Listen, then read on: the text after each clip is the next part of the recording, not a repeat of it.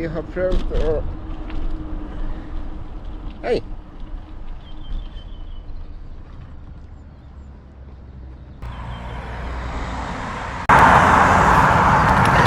Hei og god morgen alle sammen.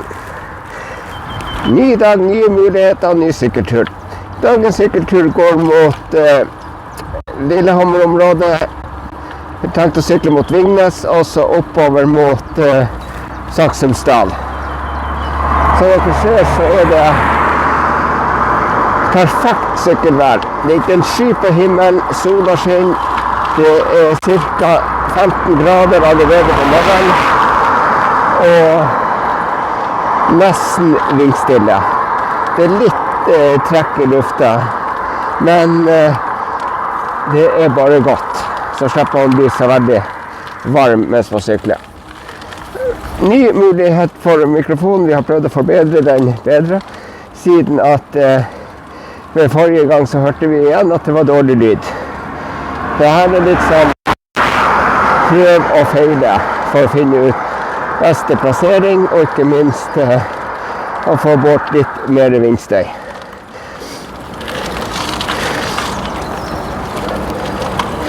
Blir i dag også å sykle på vestsiden av Lågen nedover mot Lillehammer.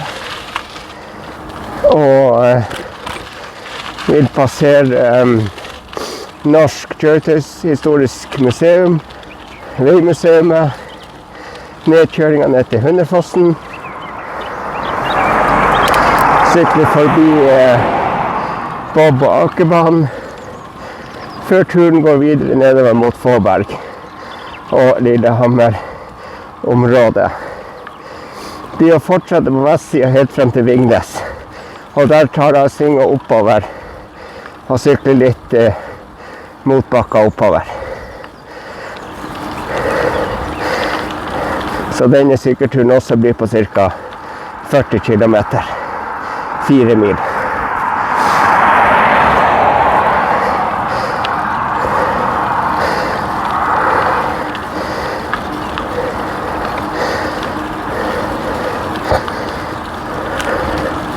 Det er virkelig godt å komme seg ut på morgenen og sykle.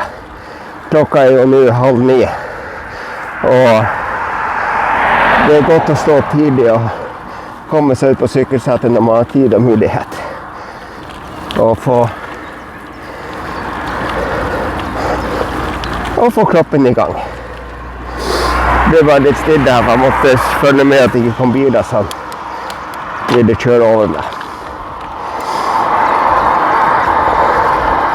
Da fortsetter vi veien mot Veimuseet, og så kommer jeg tilbake snart og prater mer.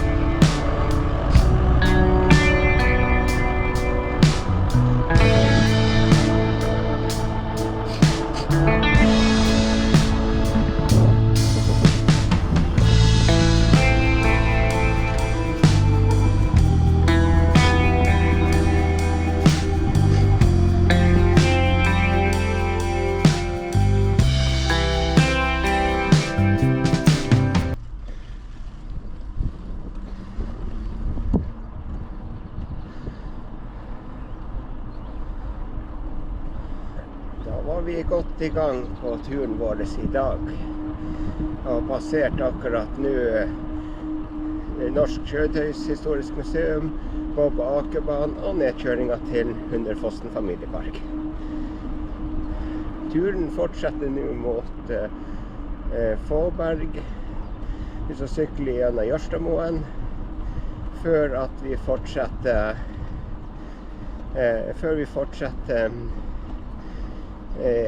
mot Vingnes.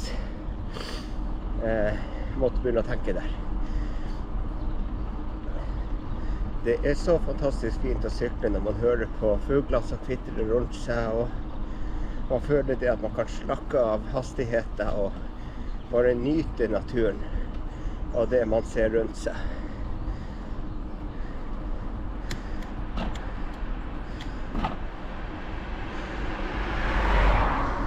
Denne veien som jeg sykler på nå er helt perfekt sykkelvei, for normalt er det veldig lite trafikk på denne veien.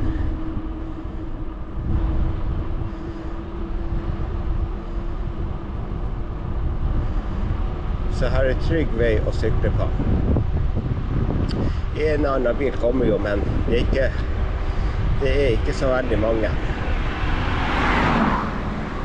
Og det beste jeg vet om å sykle, det er å høre på elvebruset og elven som renner, og lydene fra naturen. Man føler da at man lever.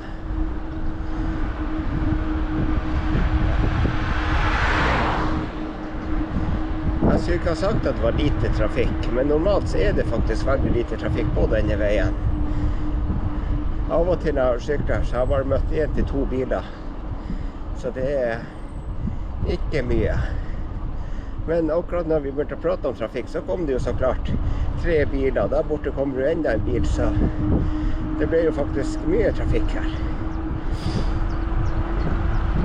Men de fleste som kjører her, kjører jo pent, så da er det fint å være ute og sykle.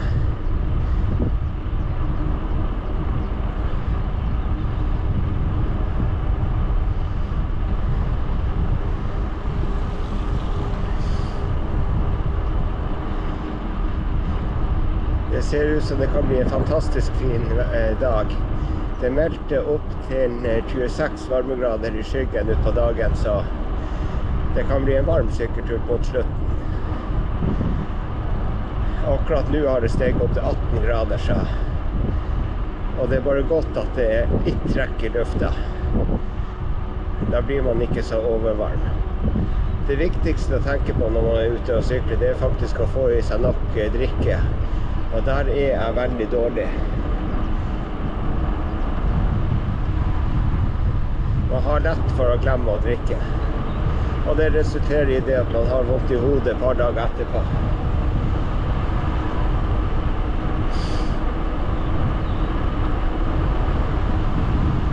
Her ble det faktisk mye vind, så det spørs jo om dere hører hva jeg prater om her på denne veien. Men det blir nok bedre etter hvert.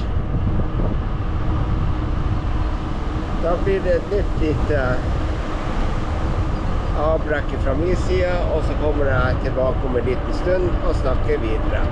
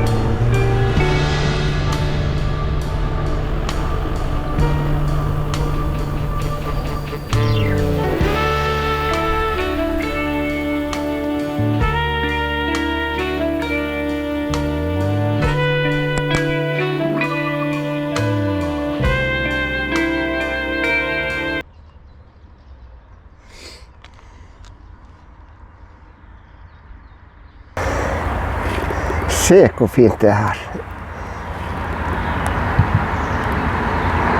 Det er helt fantastisk at det går an å ha så fin natur rundt der vi bor. Da går turen videre mot Fåberg, og så skal vi sykle gjennom Jørstadmoen. Der blir det dessverre ikke filmet, fordi der er det militærleir. Eller noe. Det står i hvert fall skilt at det er forbudt å filme, og da overholder vi jo det. I tillegg så blir vi å sykle der mot Vingnes, og sykle opp bakken mot Saksumdalen. Vi blir ikke å sykle helt opp i dag, for det blir alt for tungt for min del.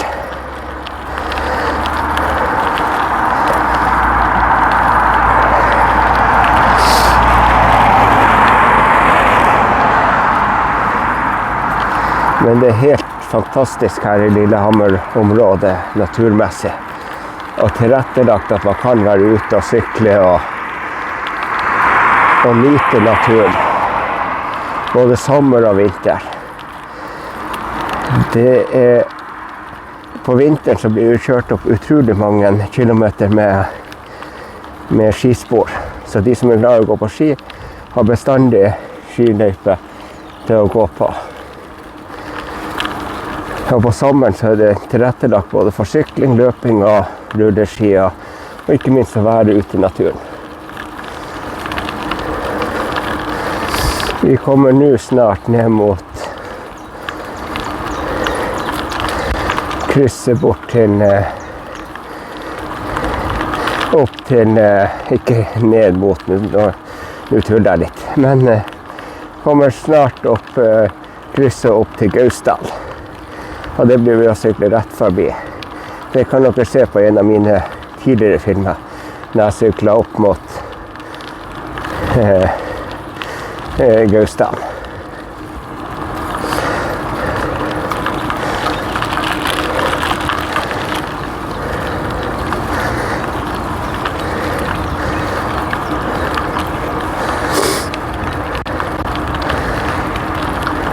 Det er opp her til høyre, så hvis vi har syklet der, så er vi kommet opp mot Gausdal.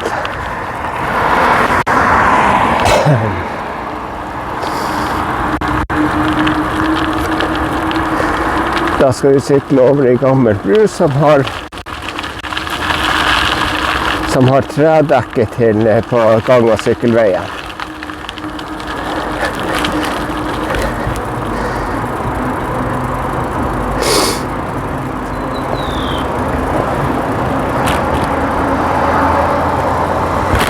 Og da blir det en ny liten pause fra meg, før at vi kommer tilbake nærmere mot Vingnes.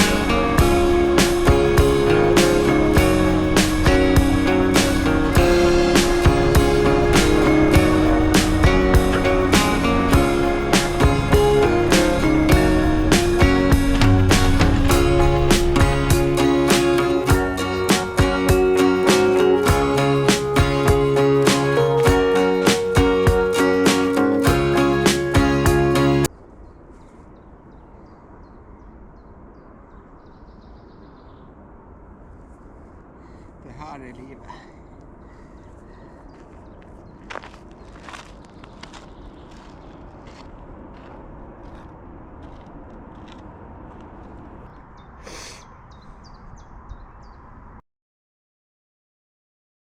Ser dere nå.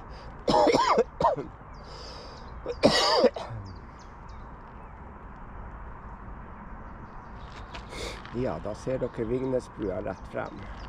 Og Lillehammer på andre siden av elva, som heter Gudbrandstadslågen. Og oppe i bakken ser du også hoppbakken som ble brukt under OL i 1994. Bysgårdsbakken. Det er helt fantastisk vær i dag. Det begynner å bli varmt å sykle.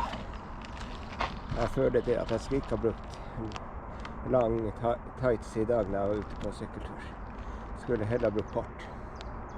Men gjort er gjort. Jeg er kommet snart halvveis på sykkelturen, så vi sykler videre og ser hvor langt vi lir å sykle før vi snur i dag. Det har tenkt å sykle litt oppover bakken mot Saksumdal. Vi får lese på skiltet hva som står. Plutselig så husker jeg ikke hva dagen heter. Men vi får vite det snart.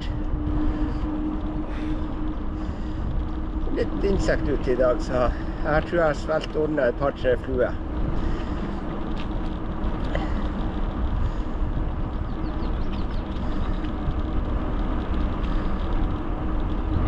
I dag er det drømmevær å være ute og sykle.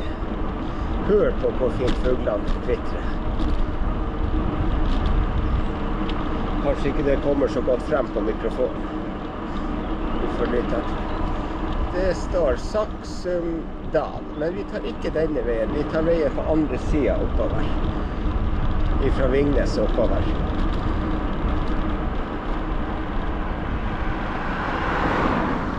En par kilometer oppover. Så får vi se hvor vi blir å snu. Bakken oppover der er veldig bratt, så der blir det ikke å gå fort oppover.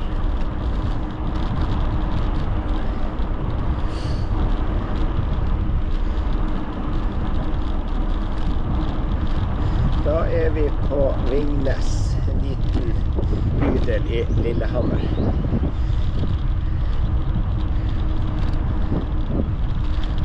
Og klokka er nå 9:30, så 9:30 på en torsdags formiddag. Stilt og rolig er det ute.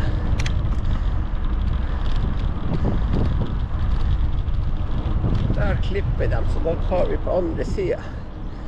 Jeg orker ikke å diskutere med en traktor med klippemaskin. Det er ikke noe gøy. Men det lukter godt når jeg må på klippe gresset.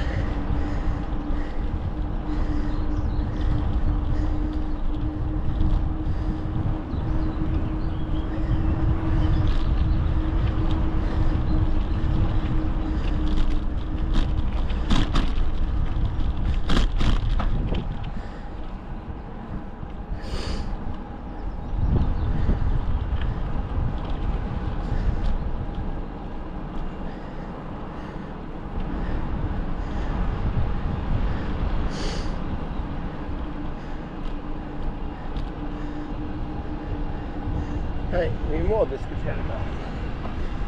Men han snur den veien, så da tar vi på denne siden.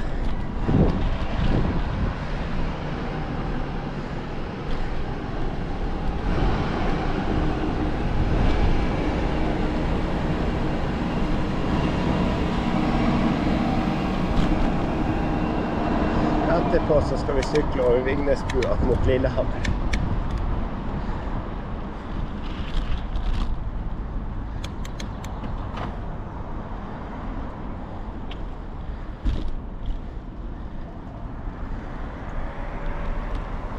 Og her er det bratt oppover. Så nå blir det litt stille fra meg, eller så hører dere bare at jeg puster og peser.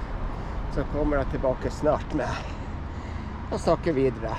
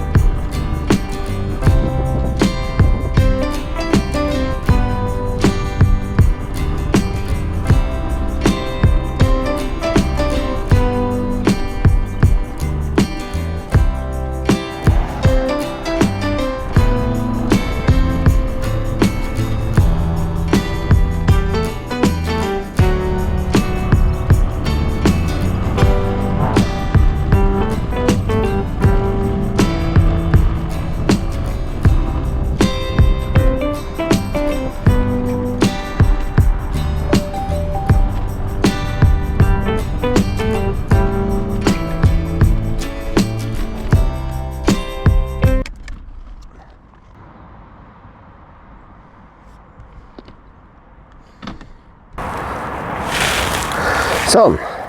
Det der var god trimtur. Fikk litt styrketrening på lårene oppover den bakken. Den var seig.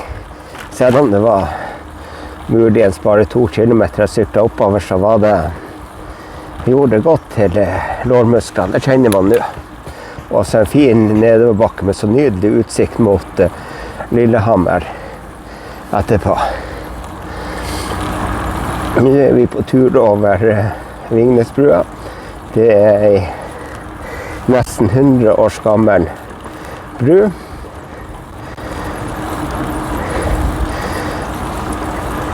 I nydelig, helt stille vær. Litt trekket i lufta, men det er ikke mye. Vi skal ta et lite stopp her og filme ned mot båthavna, at dere ser virkelig hvor fint det er. Denne brua er bygd i 1934, så den er ikke helt ny. Så bare gå litt lenger frem hit, og så skal vi løfte kamera og filme nedover mot båthavna.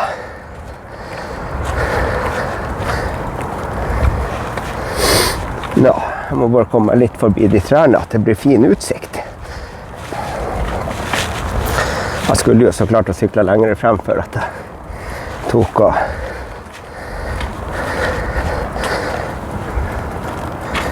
nå skal vi skru av kamera på sykkelen. Eller, vi tar ikke av kamera på sykkelen. Vi tar av telefonen. Kan vi filme med den? Uten å miste den. Her ser dere båthavna i Lillehammer med Mjøsa, starten av Mjøsa. I fantastisk vær. Sol fra skyfri himmel, og ja, man har ikke mye å klage over i dag på det her været. Jeg har tenkt, bare for å feste telefonen igjen, at ikke den knuses når jeg begynner å sykle. Jeg har tenkt nå å sykle en tur mot Lillehammer sentrum. Det blir ikke gågata i dag, for i dag regner jeg med at den er helt full av folk som er ute og spaserer og nyter det fine været. Rett frem så ser vi kirka i Lillehammer med sykehuset, den store betongklossen rett bakom, og litt den mot venstre sida så ser vi også Lysgårdsbakkene som ble brukt under OL i 1994 med Olympiaparken rett på nedsida. De kan også ses på de tidligere YouTube-filmer som er lagt ut.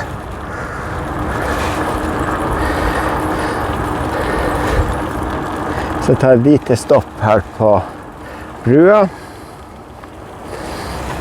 for å filme litt fin utsikt som er her.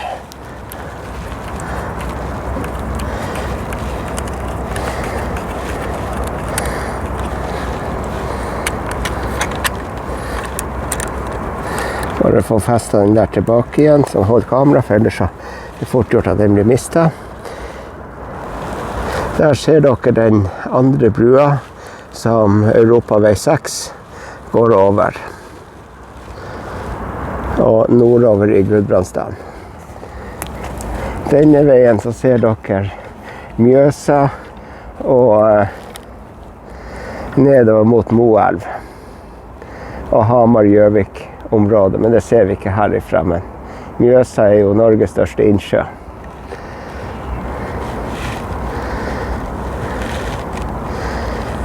Det er utrolig fint vær i dag å være ute og sykle. Må bare gjenta meg selv der. Det er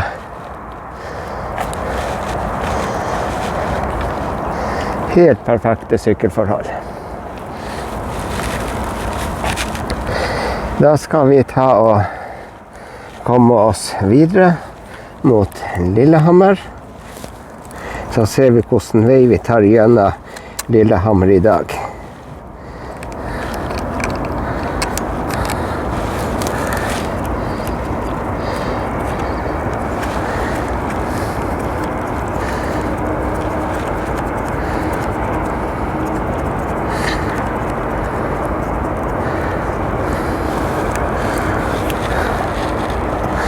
Sånn. Ja, da tror vi på videre.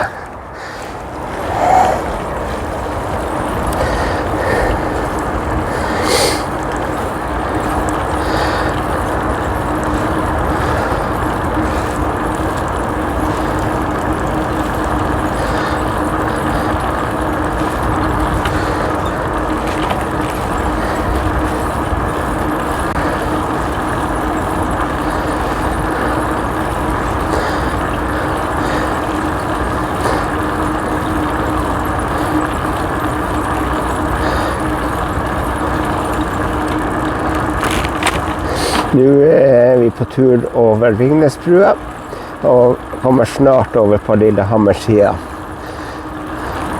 Når vi kommer dit, så sitter jeg enda og tenker på hvilken vei vi skal ta videre. Men jeg tror vi tar via togstasjonen, og så sykler vi på nedsiden av gågata nordover tilbake igjen til der jeg startet i dag fra.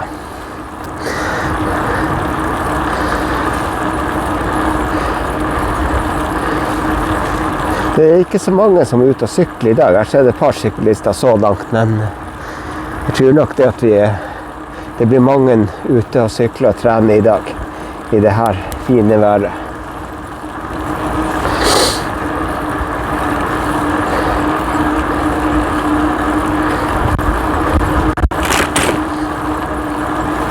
Da har vi en liten bakke opp her, og så er vi på Lillehammer-siden av Mjøsa.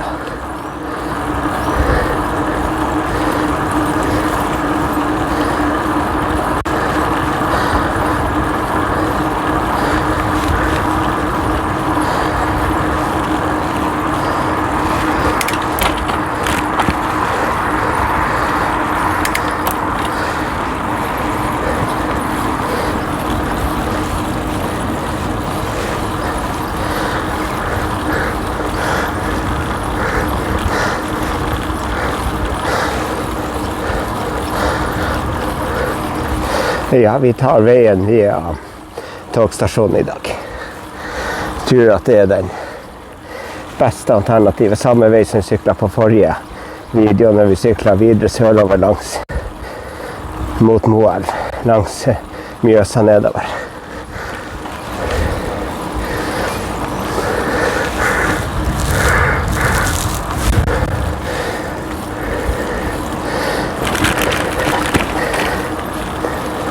Sjekk hvor fine sykkelveier vi har her. Det er selv om de har gjort det så utrolig fint å kunne være ute.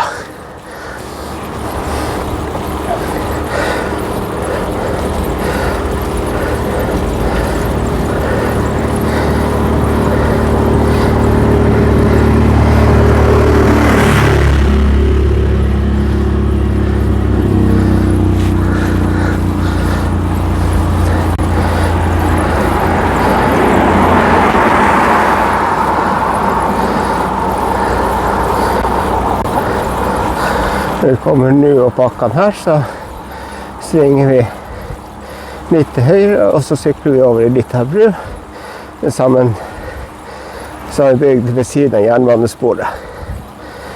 Og da kommer vi til Lillehammer stasjon.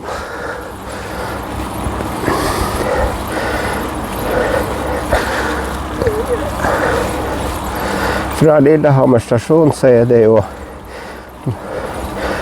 et trafikknutepunkt. Der kan man både ta toget videre til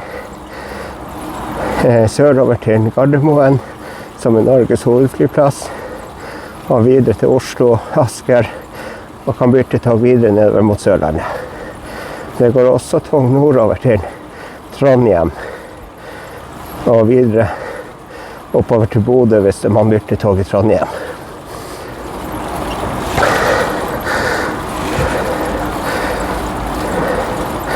Det er også busstasjon der, trafikkpunkt der du kan ta buss til mange plasser her i nærområdet.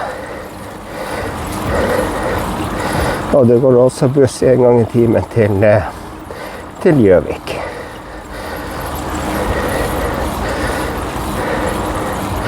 Det tok på å sykle i motbakken. Jeg kjenner jo det at jeg begynner å bli svett. Og ikke minst andpusten.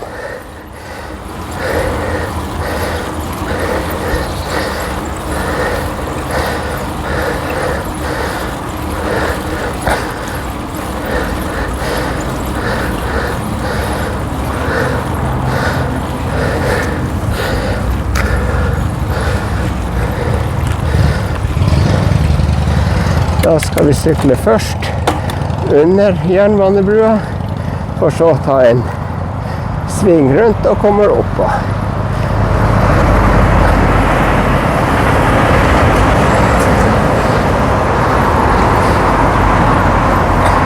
Og så sykler vi under gangbrua, så er laget til syklister, gående og rulleski.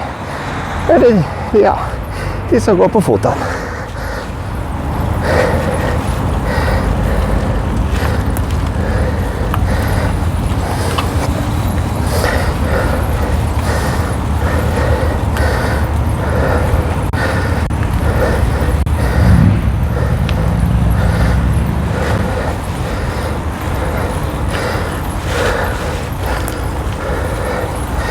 Og da kommer vi til Lillehammer stasjon. Ved siden av oss går brua som vi så på nedsida, der togene kjører. Og vi sykler på gang- og sykkelveien.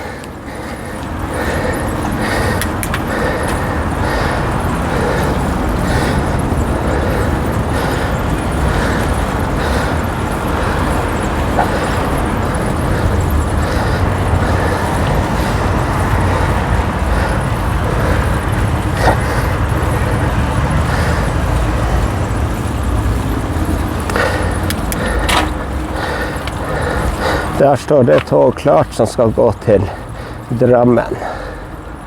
Asker står det. Nesten. Jeg tok feil der. Fort gjort. Det toget som står der skal gå om 2 minutter til Asker. Da kan vi gå hit, og så kan vi se når det kjører. Ta oss en liten drikkepause og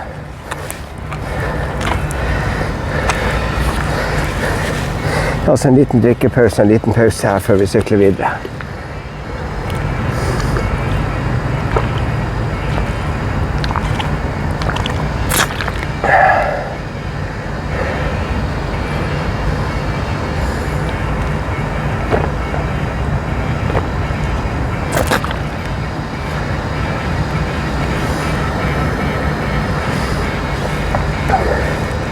Da er det ikke lenge igjen til det skal starte å kjøre, kanskje 40 sekunder, så vi venter på det til at vi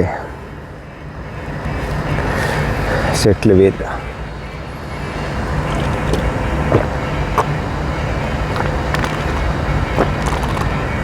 Da kom de ut og sjekket at alt er klart til avgang, så da er de snart klar.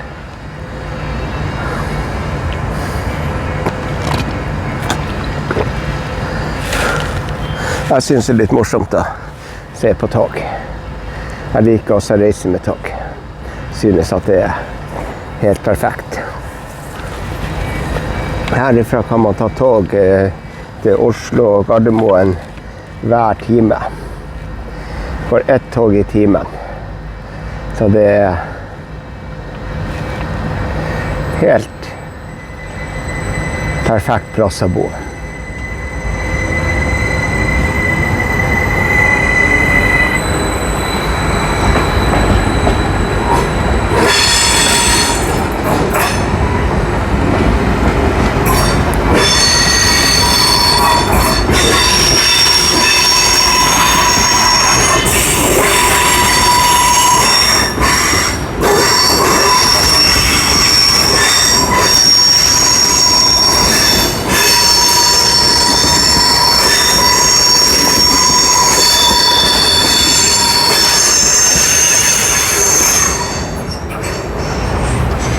Sånn, da skal vi ta turen videre mot Øyer Hafjell, der vi startet ifra, og så kommer jeg tilbake og prater mer etter hvert.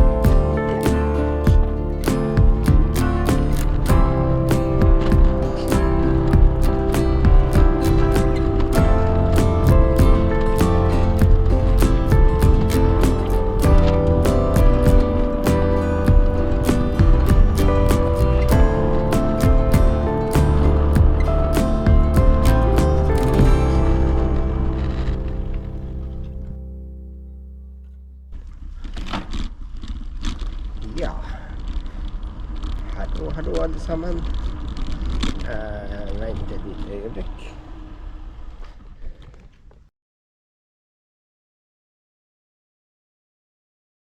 Hallo alle sammen. Og velkommen tilbake både til nye og gamle seere.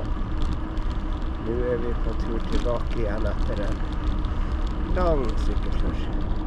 Denne sykkelturen også blir på rundt 40 kilometer. 4 mil. Vi er på tur nå mot her de holder på å bygge en ny vei, motorvei.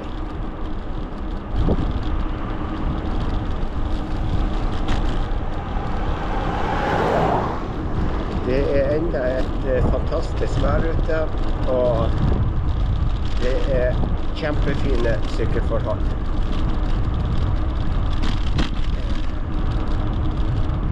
Litt mer vind nå enn det når vi startet i morges, men det er kjempefint å være ute.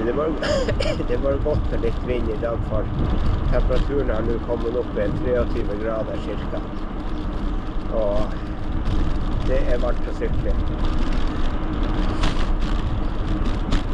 Så det var godt at det ble litt kjørende vind, eller det er jo ikke kald vind, for det er faktisk varm bris ute i dag.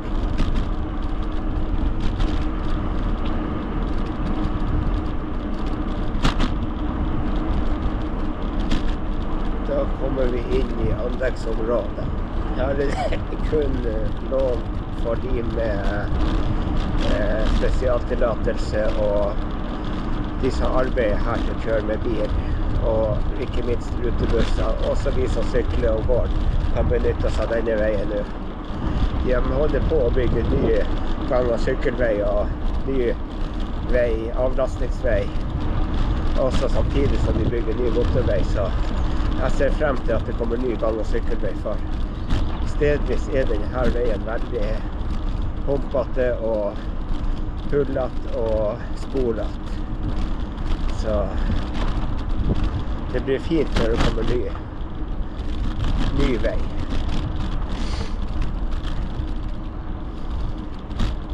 Så ta et lite stopp her borte og filme ned mot anleggsområdet om en liten stund.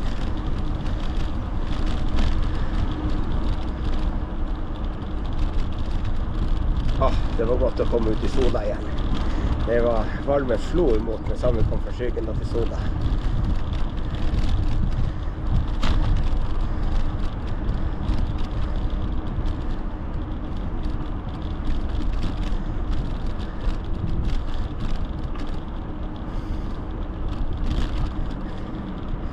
Det går raskt med byggingen av veien her. De står virkelig på.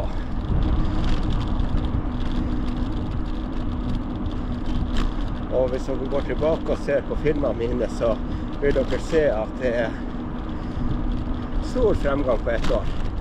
For ett år siden så var det bare skog på nedsiden her. Og nå er det kommer langt med prosjektet med ny motorvei.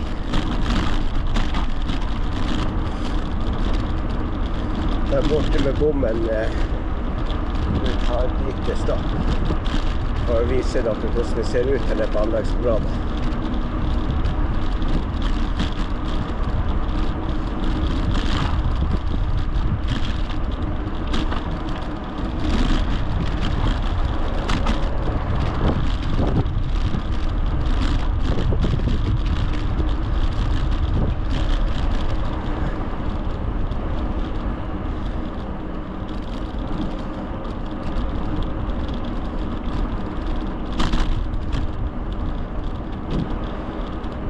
Hvis dere har spørsmål eller har lyst til å komme med tips til andre sykkelruter i Norge dere mener at jeg skulle vært å sykle på, eller dere har lyst til å få sett på film, så er det bare å ta kontakt. Dere finner e-postadressen min på YouTube-kanalen.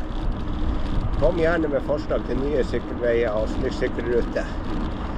Og hvis du deler interessen min med sykling og har lyst til å være med på en sykkeltur, så er det også bare å ta kontakt på e-postadressen som på YouTube-kanalen.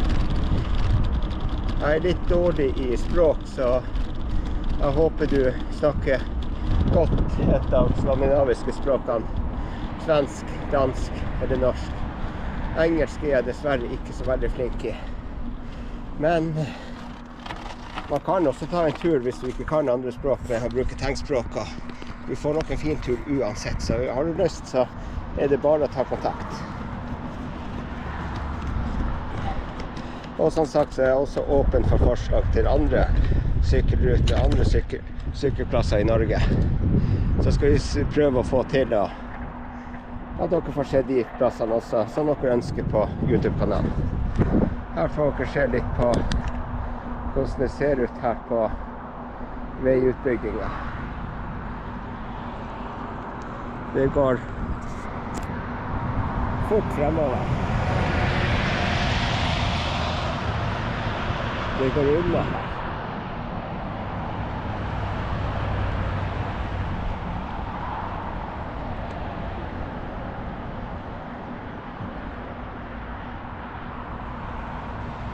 Ja.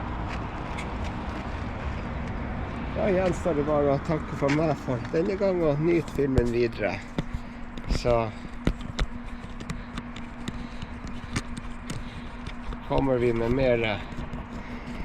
flere videoer etter hvert og mer snakk etter hvert. Så nyt resten av filmen, og så ønsker dere en riktig fin dag videre, og takke for meg for denne gang. Ha det bra.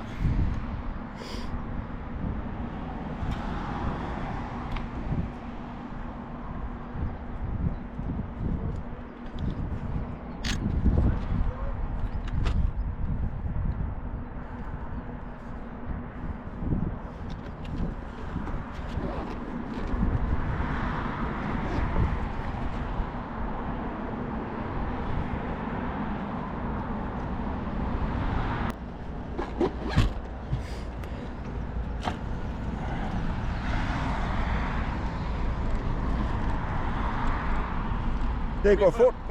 Det går raskt unna med veiutbyggingen. Hva? Det går bra fort med veiutbyggingen. Ja. Det blir forandringer. Ja. Fra gang til gang, så. Hvor går den? Tunnelen der, hvor langt går den da? Det kommer ut på rett ved høyskålen. Under. Ja, der. Det kommer så langt ned det. Ja.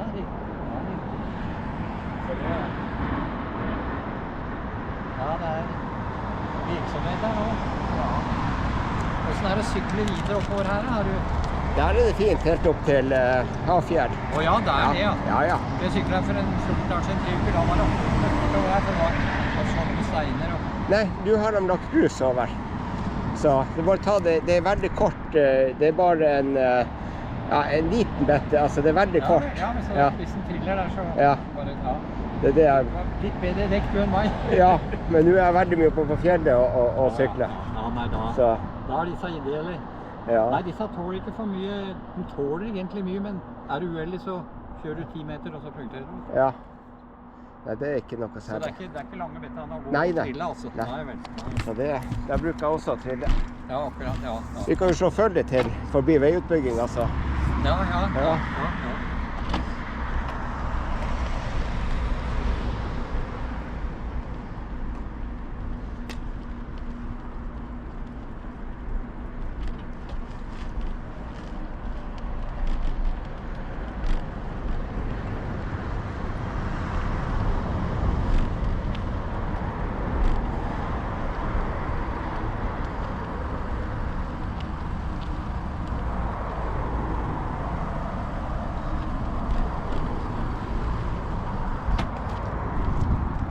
Det bare over det her lille her du må være litt forsiktig, så. Det ingen sjanser. Nei.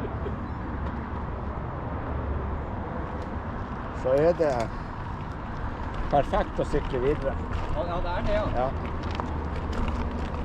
Ja, det synes ikke jeg var oppe her, og da var det godt der nede, det store her. Ja. Det til det da. Men jeg sykler sørover. Ja. Så forbi Biri. Mm. Har du vært på der nå? Ja. Jeg har ikke vært ennå. Jeg tok opp med Saksendal, altså. Åja. Oi, her må vi slippe deg forbi. Hei, hei.